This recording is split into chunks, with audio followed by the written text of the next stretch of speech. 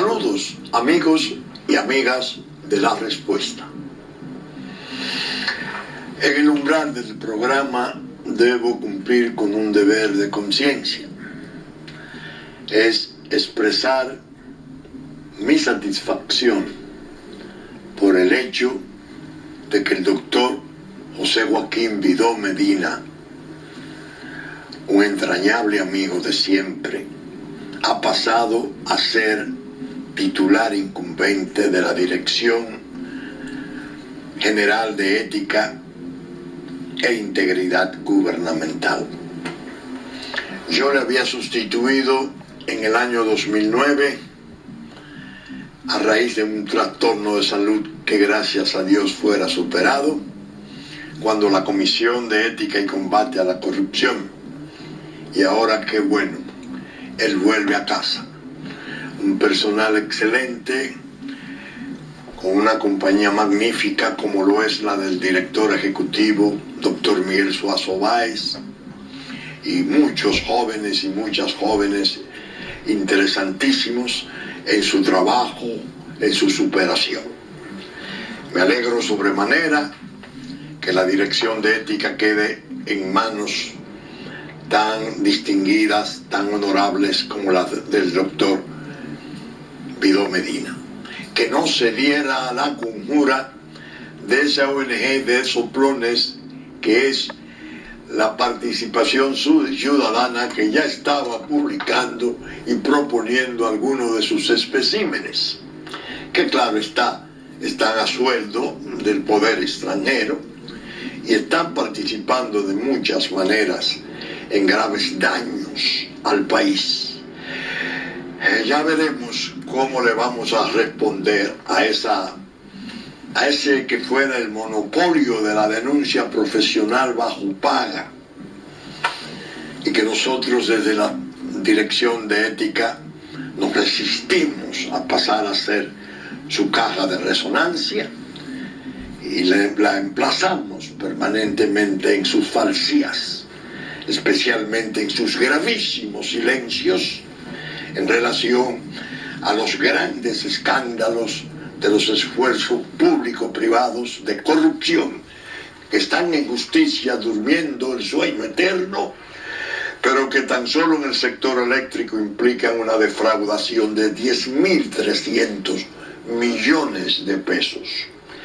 Así como otra que posiblemente tratemos en el curso del programa, bajo el amparo de una queja inglesa sobre una estafa que, al decir de su embajador, se intentara contra una compañía británica que tuviera que salir del país, construyera 4 acueductos importantes y se insertara en el contrato mismo una comisión de 12 millones de dólares en favor de un hombre que de patrimonio conocido tiene una arenera. Pero bien, esos son temas ya para tratar en programas especiales. Hoy estamos en presencia de un hecho político grave, lamentable.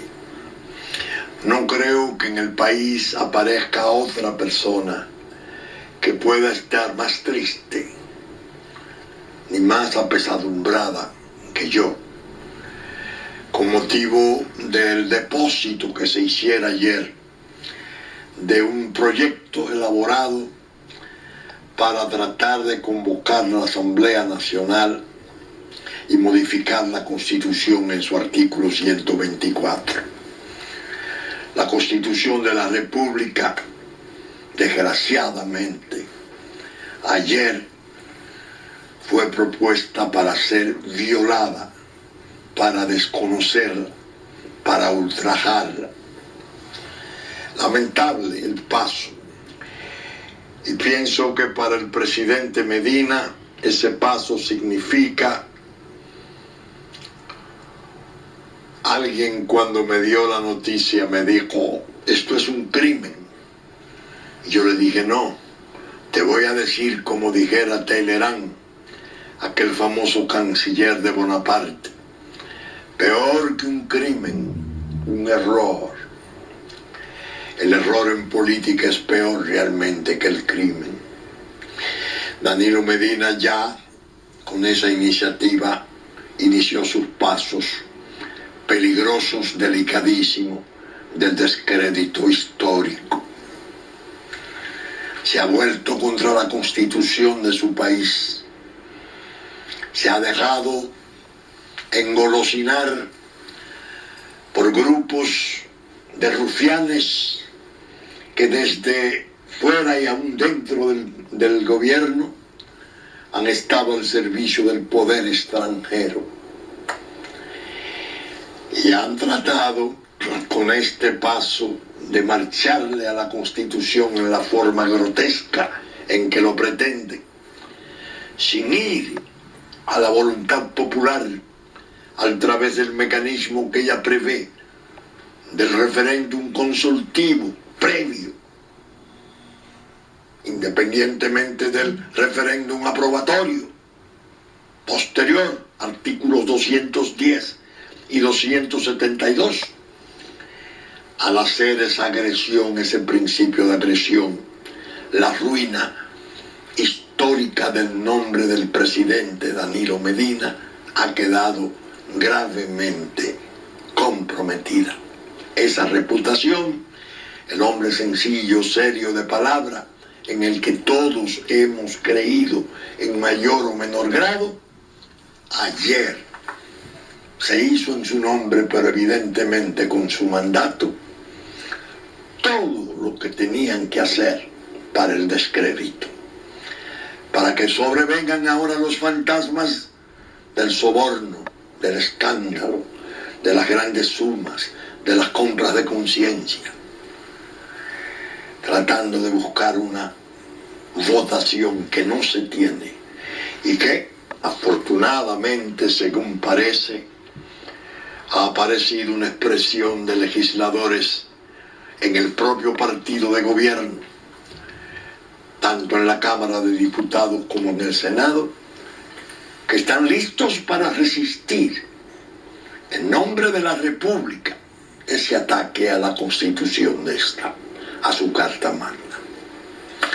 Una verdadera desgracia nacional, porque además siempre todo el explosivo necesario para dividir, para fracturar, para separar a ese partido de Juan Bosch, el sueño de Juan Bosch, la estrategia luminosa de Juan Bosch, para la división, para la inutilidad, para salir del poder en medio de un hondo descrédito. Yo voy a leer un pensamiento, porque como siempre persigo orientar, tratar de enseñar, y no hacerlo necesariamente con mis palabras o mis ideas, muy modestas por cierto, sino siempre apelando y recurriendo a los grandes hombres, a los hombres que han forjado la historia del mundo de muchas maneras. Thomas Jefferson, redactor de la Declaración de Independencia de los Estados Unidos de Norteamérica, que fuera editada por él, Franklin y Adams, dijo en un momento, que lo oigan todos y todas, todos los dominicanos y todas las dominicanas. En la base, en el nacimiento de esa gran nación que ha sido en los últimos 2 siglos una espectacular muestra de democracia, estaban estos hombres fundamentales. Oigan qué pensamiento tan certero para valorar el extravío y el error en que ha incurrido el presidente Danilo Medina. Cito: así pues, en cuestiones de poder, no hablemos más de la fe en el hombre. Atémoslo, de atar, atémoslo con las cadenas de la Constitución para que no haga travesuras. Eso de ayer fue una travesura del hombre. Y el pensamiento luminoso de este portento de pensador, de forjador de naciones, Thomas Jefferson, se cumplió ayer. Así pues, repito, en cuestiones de poder, no hablemos más de la fe en el hombre. Atémoslo, amarrémoslo, es lo que quiere decir. Atémoslo de atar con las cadenas de la Constitución para que no haga travesuras. Cosas como esa están en la base de la grandeza de esa nación. A nosotros no nos está permitido. Y este error se produce en un momento crítico, delicadísimo, en que el país viene siendo vapuleado en los últimos 2 años por las infamias peores, urdidas para llevarlo al sacrificio de su Estado.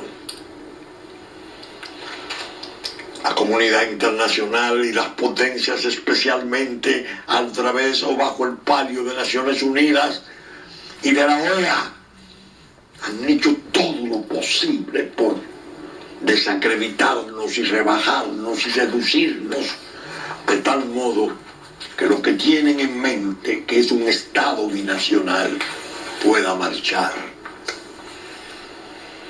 Danilo Medina, usted, presidente, está siendo un instrumento de ese ataque a su nación.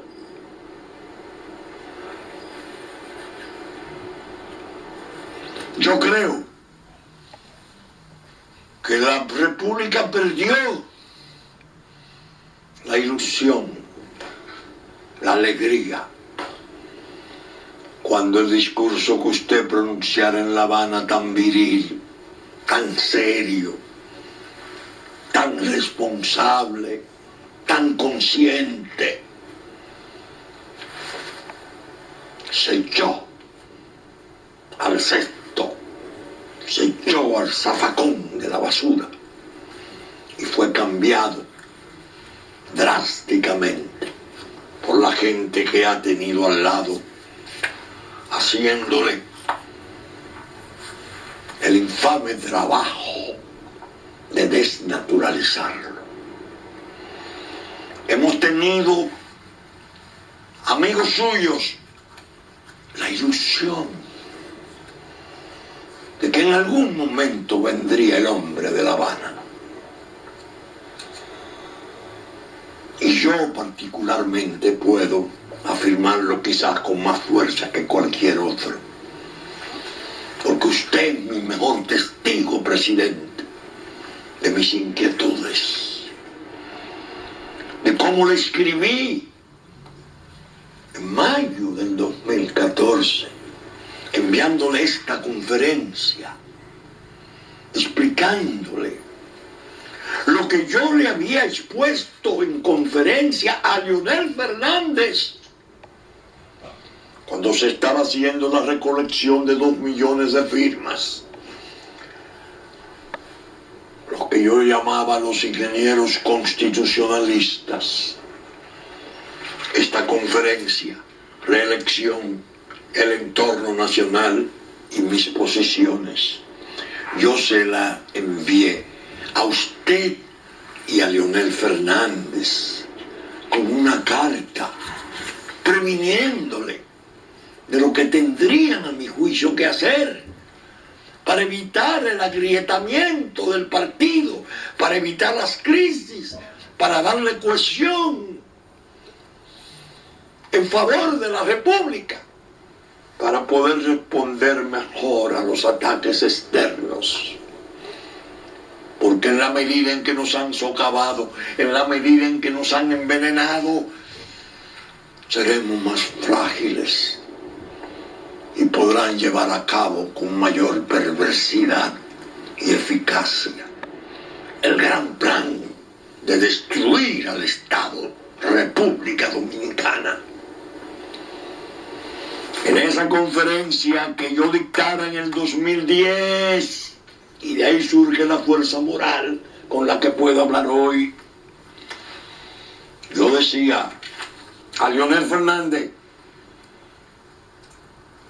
para el tiempo excepcionalmente borrascoso que trae la crisis mundial, con repercusiones entre nosotros inevitables, creo una modificación constitucional a fin de que al artículo 124 que prohíbe la reelección, se le agregue el párrafo que me permito transcribir como si ya fuera parte del contenido de dicho artículo.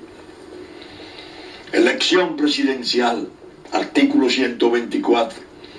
El poder ejecutivo se ejerce por él o la presidente de la República, quien será elegido cada 4 años por voto directo y no podrá ser electo para el período constitucional siguiente. Párrafo era la reforma que yo proponía. Sin embargo, se podría convocar a un referendo consultivo a fin de que el pueblo exprese su parecer en cada caso que se propusiera la posibilidad de optar a una nueva repostulación de un presidente en ejercicio. Fin de la cita. Sería, proseguían, una forma de superar la prohibición o impedimento que establece dicho artículo, dotada de una legitimidad formidable.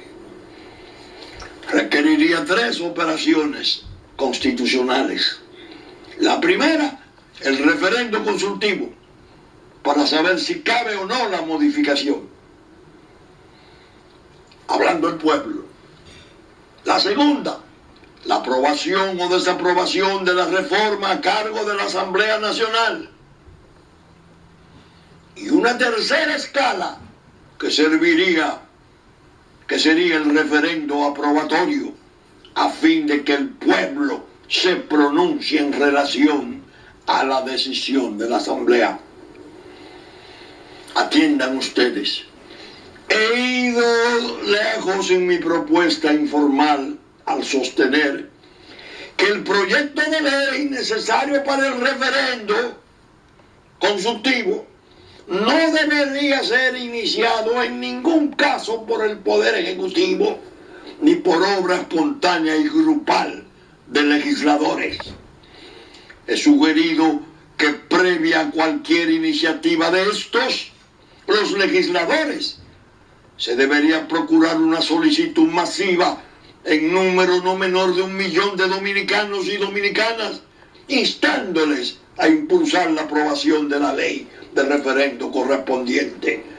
No habría jamás una prueba de legitimidad como la propuesta. Oigan, señores, lo que yo planteaba en el gobierno de Leonel Fernández. Cuando yo pedía y decía que era plausible la reelección de Leonel Fernández, y necesaria incluso la consideraba, Como ahora he dicho tantas veces y durante tanto tiempo, sí lo merece Danilo Medina, pero conforme a la Constitución y yendo al pueblo, que sea el pueblo el que diga sí o el que diga no. Que me responde, es un 80% de aprobación, y digo, una falsedad. El 46% de este país votó contra Danilo Medina. El 46%. Esa es la realidad. Un 50 y tanto por ciento lo aprobó. Si va a un referéndum, tendría que contar con la totalidad de los votos de su partido, de la gente que votara por él, más aquellos sectores de la población que lo vieron con simpatía y aprobaron sus promesas. Dentro de un consenso, no en base a una persecución vil, execrable, de un hombre público que ha sido 3 veces presidente de la República, con menos de 60 años, presidente de ese partido. Se le infamó desde el principio, se le planteó déficit, se le acusaron los encargados de obras de su gobierno, como lo habrán de ser a futuro con los de este, porque esa es la impronta. Y finalmente se trajo, casi como si viniera el Enola Gay, el que tiró la bomba en Hiroshima, traído como un príncipe, un convicto y confeso de tráfico de cientos de kilos, de millares de kilos de cocaína, para venir con el apoyo de áreas importantes del gobierno y una presencia torva del poder extranjero, auspiciosa de esa maldad inmensa, porque en el fondo lo que procura es dividir ese partido. Perseguir a uno significaba agrietarlos, separarlos, porque el perseguir iba a entender que no se podía hacer la persecución a menos que no tuviera la anuencia sobreentendida del jefe del Estado. Por eso clamé tanto, no sean locos, no intenten esas barbaridades que van a dividir y a destruir el partido. Ahí lo tienen. Una pérdida para la República imperdonable. Yo decía en esa conferencia, alguien capaz todavía de reajustar perspectiva en el tema vital de soberanía, refiriéndome a Leonel Fernández, porque ello pedía la reelección, porque no puede arriesgar su lugar ya bien ganado en la historia, y sabe en demasía el tipo de resentimiento que producen los pueblos el hecho de que les falle aquel en el cual han creído. Eso era para Leonel Fernández, mutatis mutandi. Eso es para Danilo Medina. Alguien que puede torear, me refería a Leonel Fernández, ese Miura, toro de Miura del poder de la comunidad internacional, que parece cada vez más indiferente ante la tragedia vecina y que ya en algunos de sus parlamentos comienzan a oírse voces propugnando por extender la tragedia hacia nosotros, es decir, al otro Estado.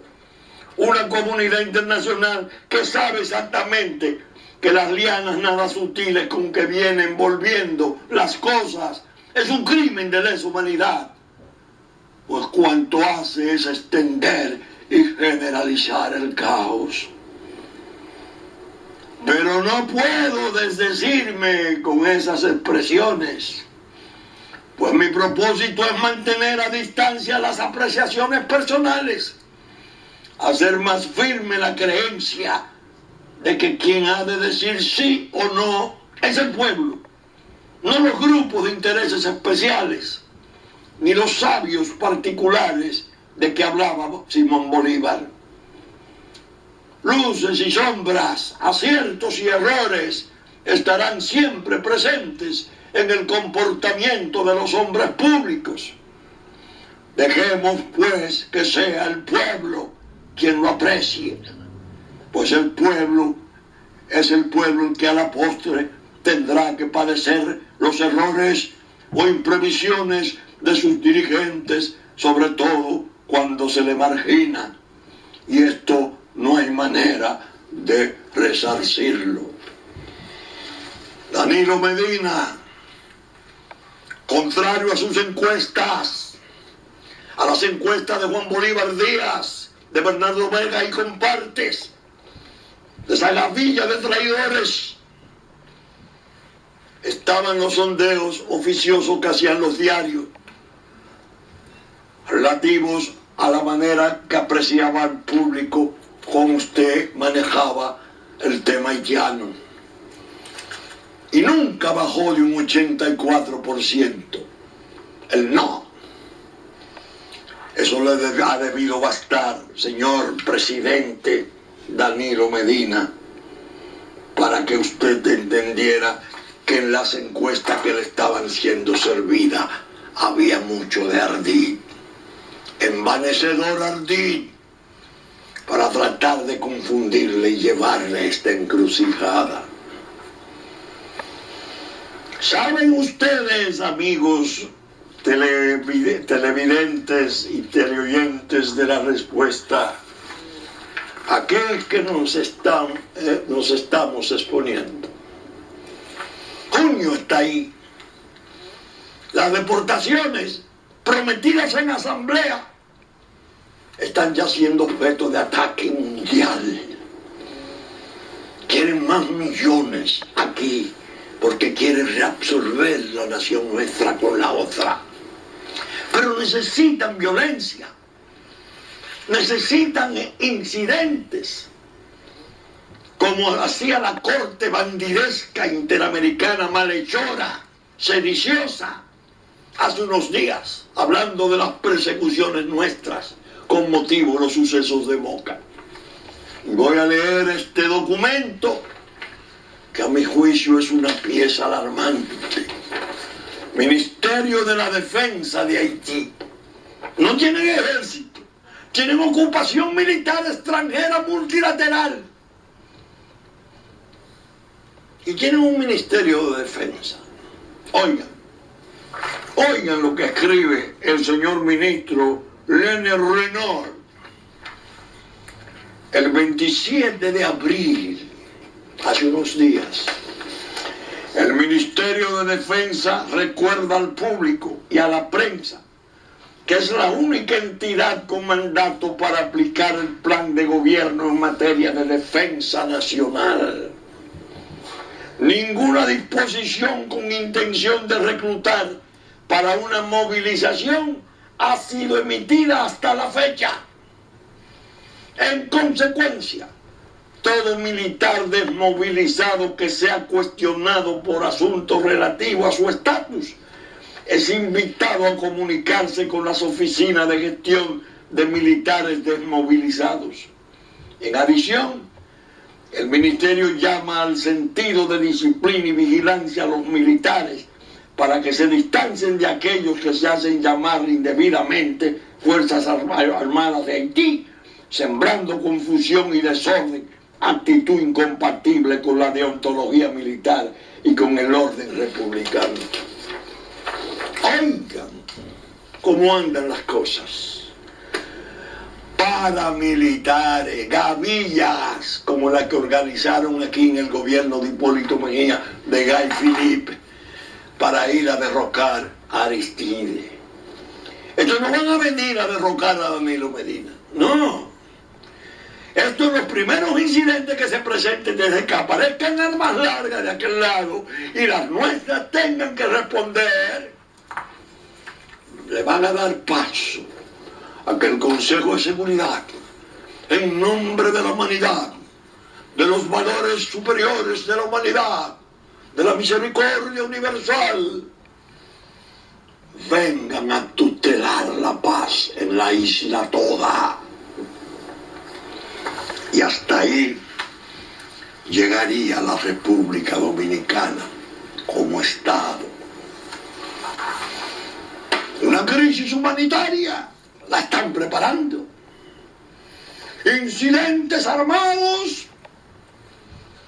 Y Francia, en una actitud terrible, entrenando en África gente que ya vimos en Pedernales una muestra de 16 o 17 Rangers, con uniformes que ojalá tenerlos los Rangers norteamericanos. Se exhibieron en Pedernales como diciendo, esto es lo que a ustedes les espera.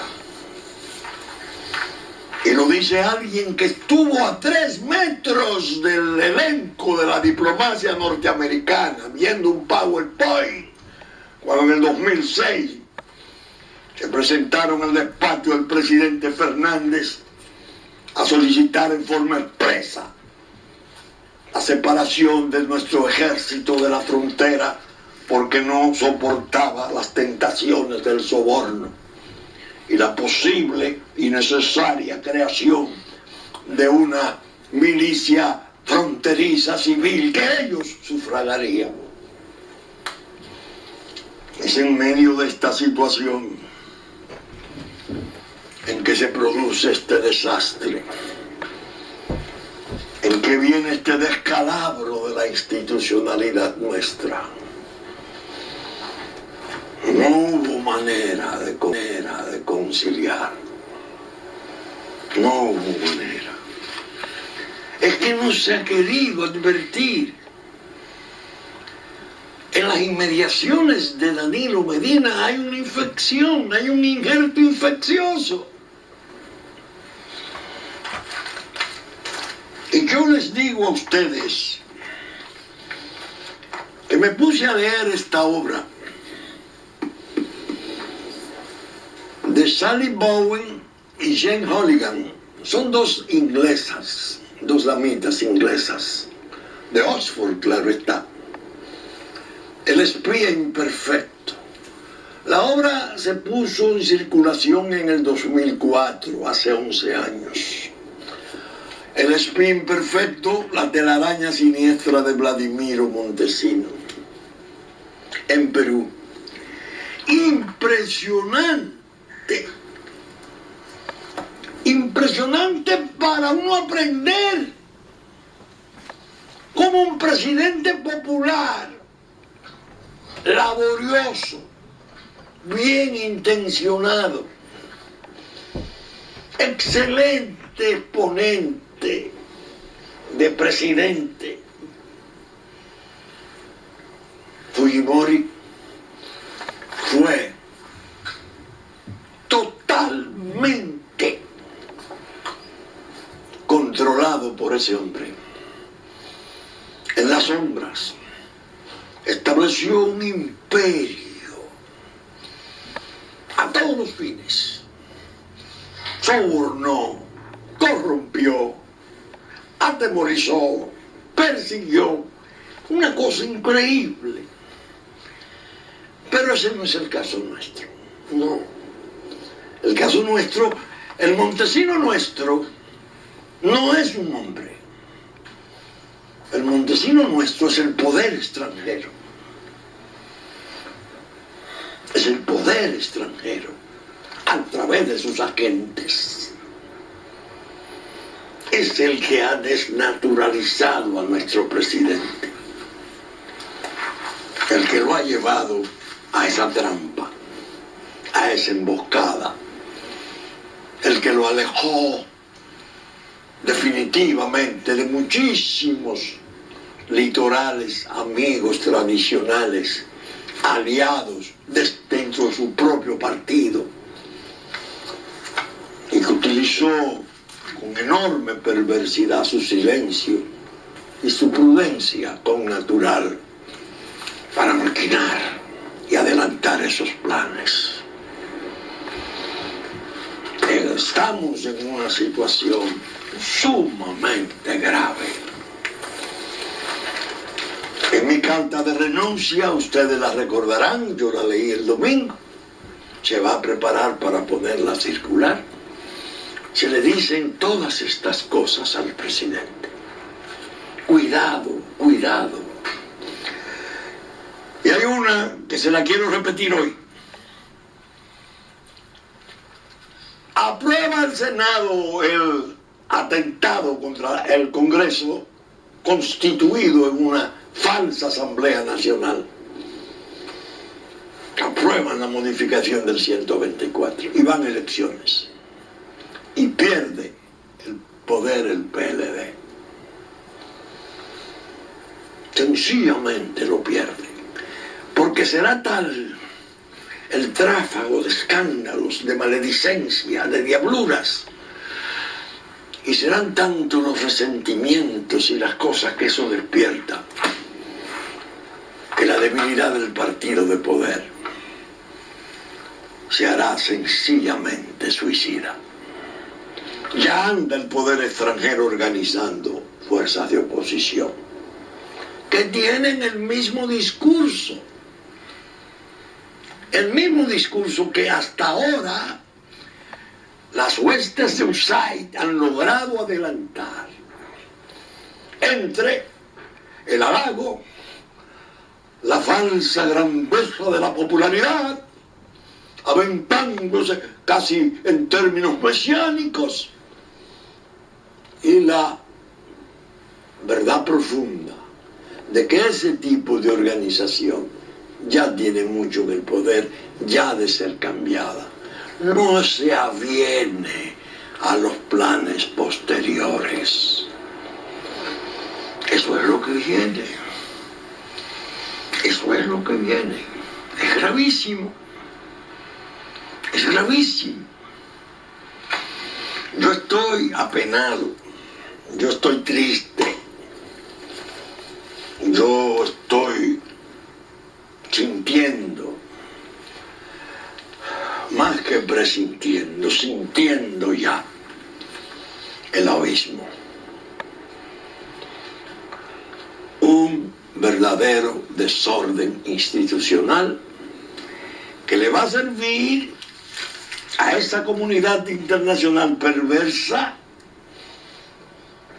como un ejemplo ideal de que en la isla toda nada funciona.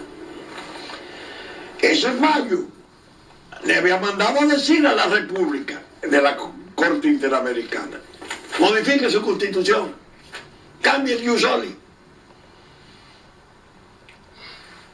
Danilo Medina había dicho en La Habana: no, si yo desconozco la sentencia del Tribunal Constitucional, si yo me rebelo contra el artículo 184, podría merecer hasta un juicio político. Nosotros somos un país de leyes, un Estado de Derecho. Con esto, lo que se está enviando el mensaje: no, hombre, por Dios, ¿qué constitución ni constitución? Venga la agenda completa. No solo la del binacional, venga todos los adornos. En política de vida, en política de sexo, todo lo que ustedes están implantando en gran parte del mundo. Esa labilidad del gobierno nuestro, ese extravío, está en curso. Y el país tiene que ir haciendo conciencia y prepararse para resistirlo. Resistirlo. Y no admitir que un estado de cosas como el presente, tan siniestro, tan oscuro, tan peligroso como ha venido siendo, se prolongue. Y aquel candidato que no traiga un discurso nacional neto, serio, responsable, fuere quien fuere, no merecería el apoyo de la nación, porque la nación se está jugando su supervivencia. Bien, he querido dejar esta parte del programa que viene para hablar de unas declaraciones que diera el señor embajador del Reino Unido, Steve Fisher, dio unas declaraciones que la prensa destacó en forma más o menos vaporosa. Molestó a muchos, porque muchos entendieron que en realidad los análisis que hizo el señor embajador resultaban una intromisión sahiriente, impropia, y que a él no le corresponden tales cosas. Pero él dijo algo que la prensa no destacó mucho. Se refirió a la justicia dominicana y dijo que dijo en el desayuno empresarial de la Cámara Británica de Comercio, criticó la justicia dominicana señalando que en sede diplomática hay archivadas muchas quejas de ciudadanos de su país. El sistema judicial dominicano es lento, frustrante e injusto.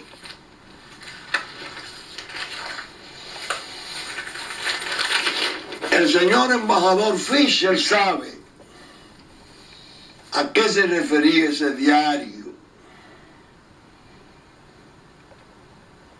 Cuando Vincho Castillo visitó, pide que se investigue a fondo el caso Be-Water en la Oficina Anticorrupción de la Procuraduría General de la República.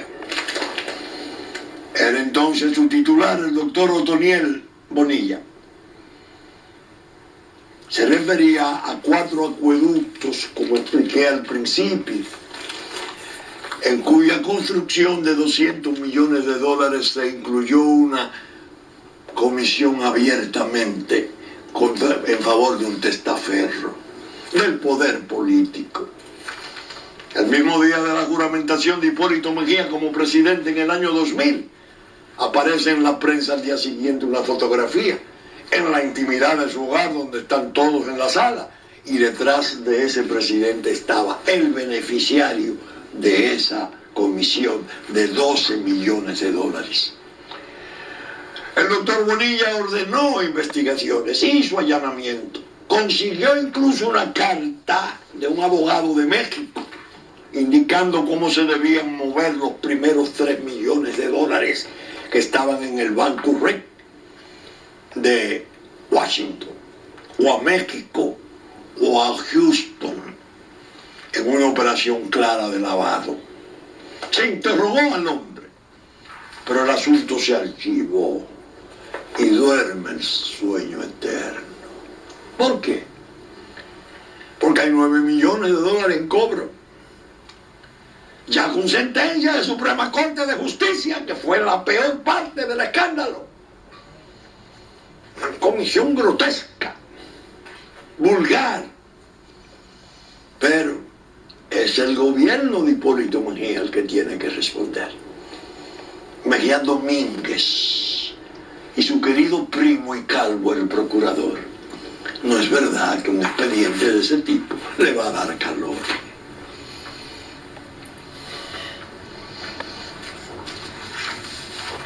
Parte de los problemas que tuve desde el principio fue esa doble moral, ese silencio de autoridad y de estamento de la llamada sociedad civil frente a los grandes escándalos.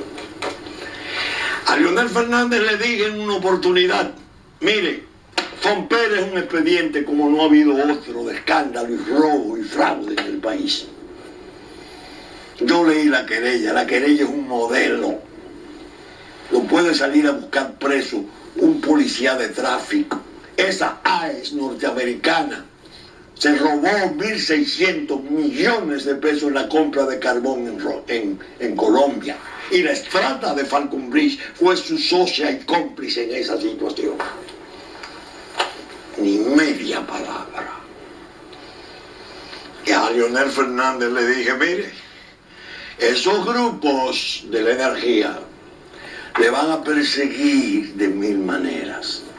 Porque cuando le llevaron la querella en enero del año 2012, usted dijo, no, ahora no porque hay campaña electoral. Dejen eso para la transición. Y la querella se puso en agosto en la transición. Ellos están acostumbrados a gobernar, a dirigir. Ahora le están pidiendo al presidente Danilo Medina que la planta de carbón que están construyendo se la venda, que ellos no pagarán. Darán un pequeño aporte y después con la propia producción la terminarán pagando en X años. Y el propósito de bajar tarifa que el presidente anunciara como el leitmotiv, como la verdadera causa profunda de esa iniciativa del Estado, quedaría frustrado. Ese es el sector. Ese sector anda detrás de esas cosas. Por eso cuando dije de Quirino y hablé de la posibilidad de ingredientes del poder extranjero, yo sabía lo que estaba diciendo. Ya andan entonces las grandes amenazas. El financiamiento. La propuesta eléctrica la hizo Andy Dawager. El examen de la propuesta financiera de Odebrecht, pero los chinos con una queja de que eso costó $1.000 millones más. Y yo digo, ¿y esto qué es? Entonces voy a dar un testimonio en la respuesta, porque vamos a comenzar a poner las cosas en su lugar. En el año 2013, diciembre, me llamó el amigo Rubén Bichara. Yo le dije, yo paso por allá. Me dijo, sí, yo lo quiero ver porque tengo un encargo del presidente. Qué bien, voy. Me dice, doctor, el presidente me ha encargado de decirle que él quiere que usted sea miembro de la comisión de licitación de la planta carbón. Las plantas a carbón que van a salir se van a comenzar el año entrante, el 14. En principio yo le digo al señor Bichara, bueno, yo tengo el inconveniente de que tengo la dirección de ética. No, precisamente él dice que él quiere que usted esté. Bueno, magnífico. ¿Quiénes son los otros? No, está el ingeniero Ramón Flores, está Isidoro Santana, mencionó 2 más. Pues muy bien.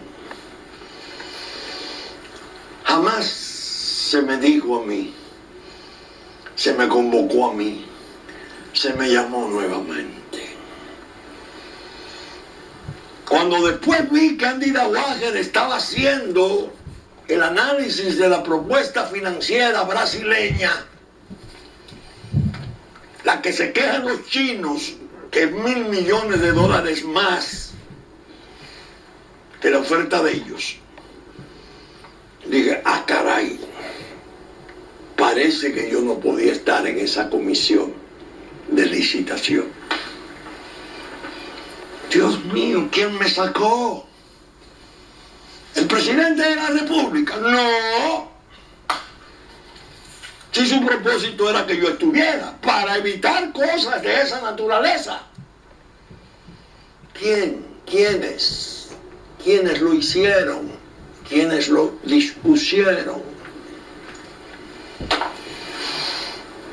Comenzamos a dar información de cosas que sabemos. Ahora andan con la amenaza, con el chantaje. Por eso es que digo que siento pesar y lástima por el presidente de la República, porque van a extorsionar, porque eso es lo que saben hacer, extorsionar para su provecho, y consiguen eco allá en el norte, porque los escándalos van a venir de allá. Ya se ha estado moviendo el asunto. hablando de sobreprecios espectaculares.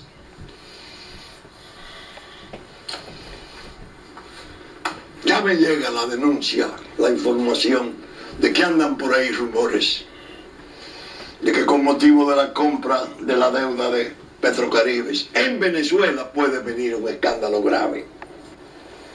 En Venezuela, ¿qué pasa? Y va a tocar aquí. Y me muestran cosas, digo, está en camino el asunto. La extorsión, la debilidad del gobierno, la creencia de que con esos grupos se puede cohabitar. Lo he dicho 10 veces, el que duerme con serpientes de esa naturaleza, de ese tipo, amanece muerto. Al presidente Medina se lo dije 1000 veces. Así fue el escándalo de Fomper. Hicieron una campaña feroz contra esos 3 abogados porque estaban cobrando 500 millones de pesos que se iban a ganar. Y cuando yo salgo en defensa de esos señores, 2 de los cuales no conocía, sí lo conocía, uno era que no conocía, pero no tengo relaciones especiales con ellos. Y dije, pero esos abogados han debido de poner una cláusula que además serán condecorados. Porque si cobran 10.300 millones de pesos en favor de la República, que ellos tengan honorarios por 500, me lo encuentro barato. No. Lo primero que hizo el Fomper fue retirar el mandato. Peligrosamente, porque el titular de Fomper, que no está mencionado en la querella como tal, pero era en su periodo. ¿Y qué se hizo más? La Dirección de Compra y Contrataciones dictó una resolución dejando sin efecto el mandato. ¿De dónde vino eso? ¿Cuál era el interés de proteger ese fraude?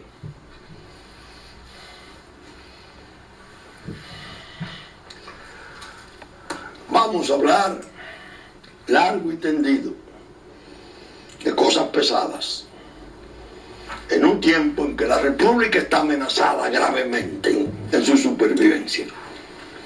Y no habrá consideraciones para con nada, y no tendremos límites que no sean que cuanto afirmemos obedezca a la verdad y pueda ser establecido en forma honrada, que no sea calumnia.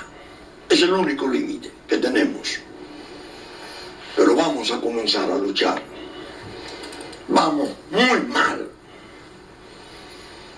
Nos están preparando para destruirnos. Y los dominicanos que se presten a ello, no importa la categoría y rango que tengan, que sepan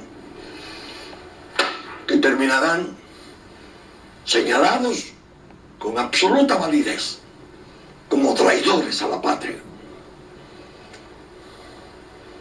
Esa es la situación. Saben ustedes que estamos saliendo por Super Canal 33, 3 del cable, a las 11 de la mañana, nuestra versión central de domingo, que ya nos anticiparon en Puerto Plata, TV3, TV Plata, sábado a las 5, de 5 a 6 de la tarde, así como Musa Visión, Canal 10, el domingo, de 9 a 10 de la mañana. Telefuturo, Canal 23, a las 8 de la mañana de domingo. Cinevisión, Canal 19, a las 12 del mediodía. Teleimpacto, a las 12 del mediodía, canales 22 y 52, y a las 9 de la noche de domingo. Telenor de San Francisco de Macorís, al mediodía de domingo y a las 6 de la tarde de domingo. Saben ustedes que Radio Real de La Vega, radio difunde el contenido de la respuesta de la versión central del domingo a las 11 de la mañana. Que asimismo, Diario Horizonte de Nueva York y Diario Digital Dominicano asumen nuestros contenidos. Y 92 para el sur de la República y los canales amigos de Montecristi, Sabaneta y Güey, que reproducen nuestros contenidos. Con la gracia de Dios esperamos estar con ustedes el próximo domingo en la entrega de una nueva respuesta, si Dios quiere.